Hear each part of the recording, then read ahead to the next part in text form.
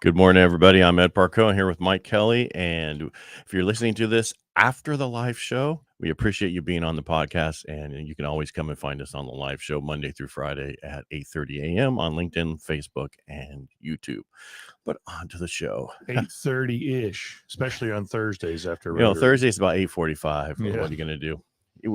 When you do the podcast, it's usually going to be around 9 that you're going to be able to start seeing it, because once we upload it, it does take time for it to get populated everywhere out there, and it's everywhere you find all your favorite podcast apps. Where did I find mine? I don't know. I don't either. Yeah, but if you do like what we do here, please subscribe and share so that we can get the word out even more. It was funny because I released a bunch of ours because we've been doing this for forever, a year it seems like, and we have at least a couple hundred or more of these. And I only picked the last month, and it was 19. And that was a month we didn't do one every day because of 4th of July. You were gone. I was gone. You were gone. Yeah. So, and there was 5 weeks technically in July. So that would have been 25. Yeah. That was quick math. Yeah. It's really hard these days. Anyway, carry the two. Today is Monday, and Monday are usually pretty slow day. Bond market is not doing so bad today.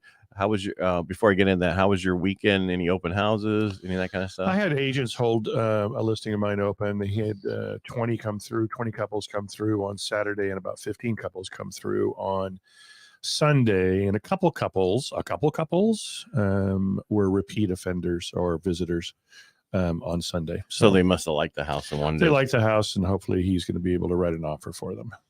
So yeah, there was one opened in my neighborhood. Well, a few of them, but it's been like the weekends of estate sales. Mm-hmm. And I hate the estate sales, loose term estate sales. It's a estate sale usually means everything in the place is sold, right? And there's nothing going. Nobody gets anything in the family. Everything's sold at the estate sale, and they split the money, right? Not necessarily is that what's happening with all these estate sales signs that I see these days, but one of those that was open the last couple of weeks as estate sale is on the market today. Mm-hmm. And last week they had an open house Friday, mm-hmm. Saturday, mm-hmm. and Sunday. Mm-hmm. So, but Friday was in the evening, like you normally see. Yeah.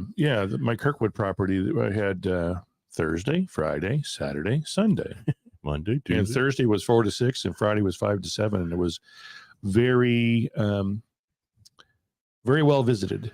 Well, when it's only 95 at night, it's not so bad. But yeah. When it's 110, supposedly we got some hotter days coming this weekend. I think so. Yeah. But anyway, let's get to the market.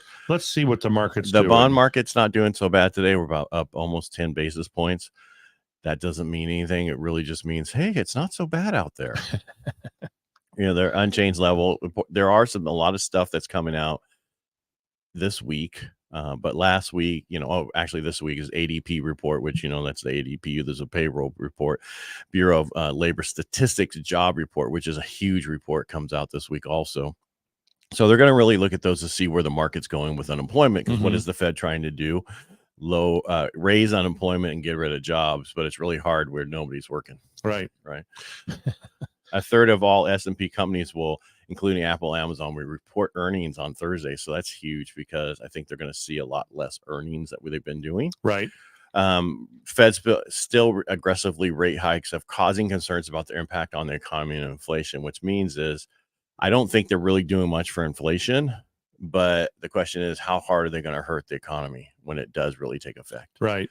And then we also have this trucking company that laid off 30,000 employees due to failed reorganization and refinancing of debt. So they had huge debt. Wow. And they needed to refinance it. But in today's markets and today's rates, it just couldn't be done. So they laid off everybody. And that's what I think is you're going to start seeing more and more of. Yeah. That kind of stuff where people are, take this debt out. It's not a big deal. And they need to refinance. They can't. Trump was big on having, debt. And in commercial debt, they'll work with you usually, right? I mean, you've seen if you ever go back in some of these shows that are on TV, like Suits and all those kind of things, those were attorneys and everything. They had the company and they had a ton of debt as attorneys. Well, I think one place you don't want to sue is an attorney firm. Right? They can kind of wrap you up for a while. Right. And so, and then again, Bank of the Japan's in the thing about in the market because of the fact that they've raised their yield curve to go up to at least 1% before they'll have an intervention, which a lot of people go, what's the big deal? Well, they were like negative a lot, negative rates. Yeah. That that's huge. That means you pay them to keep your money. Correct. Yeah. So Zillow came out. I know everybody doesn't really trust this, but forecast a 4.8 increase in home values through June of this year, with nearly values through June of this year, right? This year, with nearly 10% appreciation for the rest of the year. Yeah. So that'd be like almost 14.8. Yeah. With nearly 10% appreciation for the entire year. So what they're saying is that's going to go up about another 5.2 for the rest of the year. Yeah. Which is, a lot of people think the next 6 months. I was reading an article. I was trying to bring it up here, but a lot of real estate agents are saying that they think the next 6 months are going to be really good. Yeah. Right. Yeah. Well, I thought the last year was going to be really good. Well, so did I. And I read an article this morning. It was from a no-name newspaper, and the writer wrote that interest rates were going to drop dramatically, and house prices were going to go through the roof. I don't know that you can predict that, but I don't know. That's what he thought. Yeah, a lot of mortgage companies that came to different offices and had sales meetings said rates are going to be in the 5 by now. Yeah. Oops, missed it. Yeah. Maybe you shouldn't have those people in your office meetings. Yeah. Over the next 12 months, June of 2023 to June of 24, Zillow predicts 6.3% rise in home values. This is nationwide, with 40 of the largest 200 markets seeing a 7% or more. We're going to see it as a 7% or more or greater than that. I'd say 10 plus. Yeah. Again, I was talking about this week. We got the Institute of what is ISM? Anyway, move on. Manufacturing data. I'll tell you tomorrow when it comes out. And job openings on Tuesday. ADP report and mortgage application on. Is that on Tuesday? That's on Tuesday also. And then on Wednesday, it was too much stuff. I had to get them in different banners. Right. Wednesday, you have, like I said, the ISM data and then initial jobless claims. Challenger job counts on Thursday, and Bureau of Labor. What did I say? Challenger. You mispronounced cuts. What did I say? You added an N. No, I did. Tyler job cuts on Thursday and BLS job report on Friday. Yeah. And they're expecting 200,000 new jobs. Really? From where?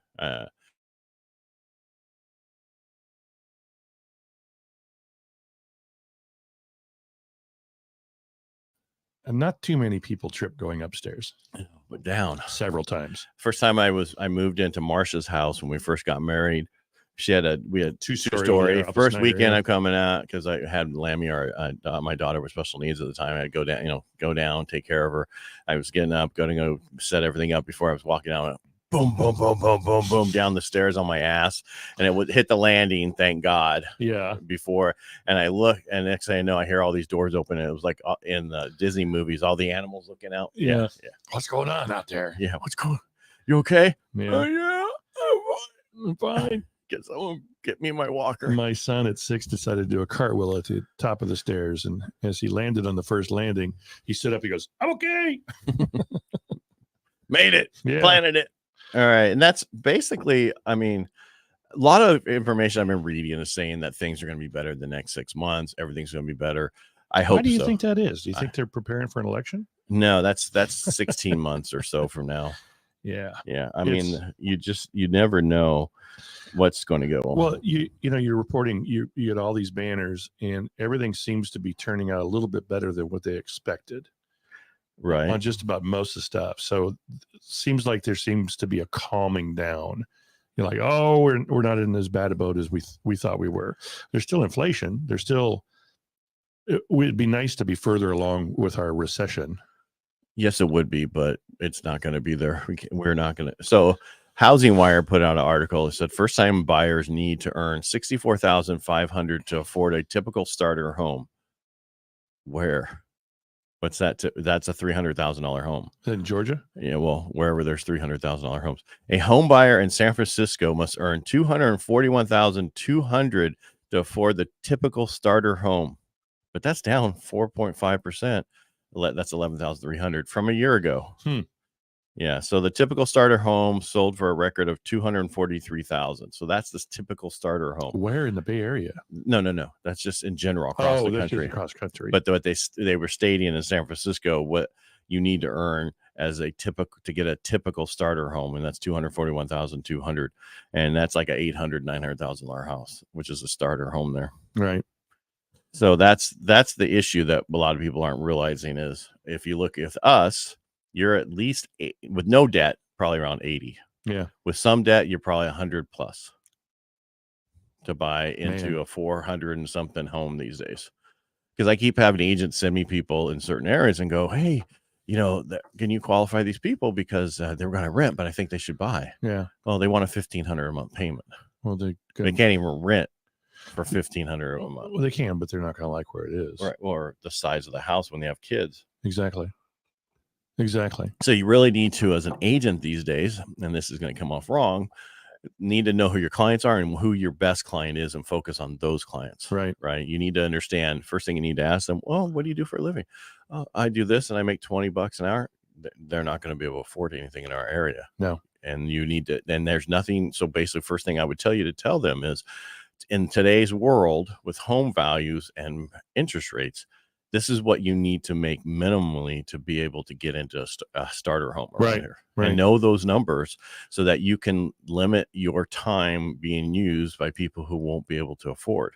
And that doesn't mean disregard the other client. It just means nurture them a little bit. But really over pay attention to time. the ones that can buy. Right. But just tell them, here's what you need to do.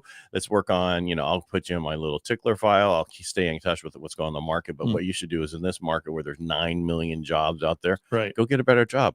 Go get in trades. Trades starting out is hundreds, ridiculous money especially if you're a female, you can get into these trades and they'll pay you to go into these trades. They'll teach you, which they might not do for a male. Yep. Because they want more women in trades. Right. So, and it's good money. Yes, very much. And you get to work outside. Yeah. And when it rains, you don't work. What's better than that? Some do. Not outside moving dirt or something like that. But you can go because it's mud. Something. It's mud. Yeah. Well, that's only if you work inside. Yeah. That's only if you do some other type of stuff. Like construction trades, a lot of times you can go. If you're working on the outside, you can go inside and clean or do whatever. Right. But the problem with the construction site, though, the average contractor age is 45 plus. And so they're like, okay, no young people are coming in these trades and we're going to lose these people who have all this knowledge and they're not going to be able to teach anybody. And one of two things is going to happen. We're going to do different homes. Yeah, we are. We're going to print them. Manufactured. We're going to print them or whatever in a factory, or they're going to come out and actually print them with concrete on site like they're doing right now in a couple different places. And they need to do something to build homes faster because we cannot catch up to what we're lost. I mean, we're 2.5 million homes short in California alone. How long does it take to print a home? A day or so. Yeah. It's pretty fast because it's just a matter of the size of the home and how it does, and it's all just concrete on top of each other. It looks like toothpaste coming out. Do they throw I know, I've seen it. It does look like toothpaste, a pasty substance anyway. How do they do the wiring? Do they lay it when they need to? Well, they put the stuff in there to make to where it's going to go through these tubes, I think is what they do. So it's all set up to everything's going to be where it's going to be. So the skeletons. The house, it's like doing a cinder block house. Gotcha. Right? Yeah. I mean, cinder block house, how do you put the stuff? It's there. It's just you figure it out when you're doing it. Right. And that's what they'll do. But anyway, I don't know everything about it. It's all new technology that we need, all these things. Yeah. Because I saw a TikTok, some guy was like, the Airbnb market. The Airbnb is going to take down the single family home market. Really? Well, what they're saying is because there's all these Airbnbs in places and people are like, we don't want them here anymore. And so they have to, like Austin, for example, ton of Airbnb homes going on the market the last year, and their market is not doing as well. Well, two things. It's the fact of taxes and other stuff that people finally realize in Austin, and it's so expensive. But real question is, where's that going to take down the market? Is there 2.5 million extra Airbnbs in California? Because if they are, that'd be absorbed real quickly. It would be. That stuff's not going to, I'm like, I don't see that. I don't see that. Do they have 17 million Airbnbs? No. I'm just saying, because that's what we're short in the United States. I know. So and in most communities very seldom allow Airbnbs. Well, they allowed them, and now they're coming in and say, how do we get rid of them? Because Right. I was on a podcast last week, and I was interviewed by a guy who's up in Idaho. He's not Coeur d'Alene, he's outside of that. And he's like, here's our issue. Our issue is a lot of these people bought $1 million homes as Airbnbs, and the people in the town who are working there at the different jobs are only open certain hours because they can't get people to come in and work because they can't afford to live there because everything is Airbnb and everything's those people. And so he's like, how do you do that? How do you deal with that? How do you stop something like that? I go, well, look at Tahoe. They figured a way. Because they put restrictions in, and then people put some of those on the market. Did it flood the market? No, they were absorbed very quickly, and everybody was like, thank God there's these coming on the market. Yeah. Maybe in some places like Austin and other places where people like, or maybe Florida, people are going to go, I don't really want to go there anymore, and I'm going to sell this, and we have all these different homes. Maybe in those markets, possibly, but for to say that the whole housing market's going to go down because of the Airbnb market, I think is just wrong. It's a big jump. Yeah, that's way out there. It's a big jump. And this one guy's going, oh, that's right. You know, they do those side by sides, and he's like, oh yeah, whatever. Anyway, so you need to really, before you listen to people on TikTok, because I'm on there, you really need to research what they say and really see if it's true before you run around and start reposting it. Yeah, just don't repost. Well, I'm just saying people do it to get more, likes and this and that. I understand why people do it, but really don't be a mouth person just to be a mouth person. Yeah. Research that stuff because I don't see it happening that way. Nope. And that's all I have really today. You had a lot. I have nothing. Was that a lot? Well, some of us get up early and drink coffee and read things. I'm just kidding. Yeah, I do too. So remember I talked about this earlier. Today's real estate agent sees light at the end of the tunnel. Oh my God! On Housing Wire, they're saying in the next 6 months it's going to be better. Actually, they've did about 80% of the agents that they spoke to think it's going to get better in the next 6 months, and then aren't getting out. And what are they going to do differently? Probably just wait for the market to change. That doesn't work. I don't know, but I'm just gonna say, thank goodness you focus on a lot of probate and other stuff, because I did a thing last week about it. The only change is happening right. Sales really are major life events, and it's true. And if you're not niched in certain markets, you're hurting right now. But down the road, it might not be as busy because probate sales are not as much as you're doing now. But there was such a pent up not demand, but pent up because the court systems were broken for so long because they were behind and have to get caught up. Thank goodness that you have that market. Yep. Absolutely. So what I would tell you to do is to go find a niche. Stick with your niche. The riches are in the niches. You can write a book about them. You can do so many, how to do this, how to get in the probate market, how to do this. There's so much you can do. You could do a podcast on it. You can do so much about it. Yeah. You can do TikToks on it. Focus on what other people are not doing. Focus on the hard stuff in the industry and just do that. That's what I used to do. That's why, people thought VA loans were hard and they're so easy. And people think business owners loans are so hard, and they're not that hard at all. Yeah. But they didn't want to learn it. Well, they just think I want to do it easy. Like I was talking to one of my staff who's a loan officer.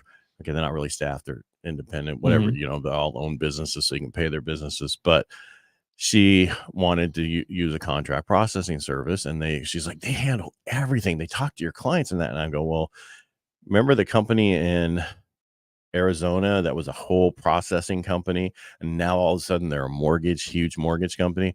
Because what all those processors did is they got such great relationships with their clients. They go, oh, by the way, guess what I do now? Yeah, I'm a lender. Right. Remember that guy that you never spoke to who had me do all the work, and all he did was get to earn a commission? I can do that now for you, but I'll actually talk to you. Yeah. So focus on your clients. If you want to keep your clients, you need to focus on them. Well, you can't do it by text or email either. You need to do some face-to-face every now and then too, or at least have a conversation on the phone. Because a lot of for me on the mortgage side, your real estate agents are so busy. I don't want to waste your time, and that's why I've been doing a lot on our ACES 53 about our time. That is one commodity you can't get back, right? I'm getting a lot of flack by some younger people in our Rotary going, man, he's keeping it on time and blah, blah, blah. Yes, because we're there for an hour. Yeah. I'm not going to waste any more of your life, your time that you have to go do work or do something else by me not keeping control of time. Right. I can't get a minute back of my time. Neither can you. You need to focus on your time. That's all we have. And the cool thing about Rotary is if you want to stay later and chit chat and Didn't do it. Do it. But don't keep. Lord. Yes, it is the end of your show. Okay, let's go. All right, everybody there. All right, make it a great day, and thanks for being here. We really appreciate you. And again, if you're listening to this on the podcast, that's right, we've turned this into a podcast. It's Real Estate Jerky Daily podcast, and it's this show put it up there. We really appreciate you. Please subscribe, leave a review wherever you're watching it, and let us know what you think. I swear I'll talk to you tomorrow. And so will I.